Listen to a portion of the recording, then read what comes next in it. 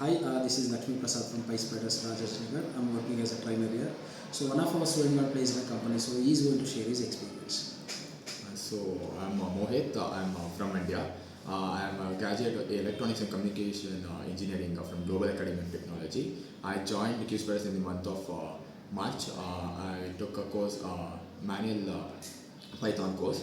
So manual, it was taken by Pradeep sir and Gautam sir. Python was taken by Kesha sir, and Selenium was taken by uh, Lakshmi Prasad sir, and SQL was taken by Vinod sir. So Which are the activities help to crack the interview? So everyday boot camp really helped me doing presentations and communication skills. Improved my communication skills, so I improved, and also grooming. So really helped us because the course may not be completed, but grooming they will complete everything. So it really helped me to crack the interview. Super. So congratulations. Thank you. Thank you.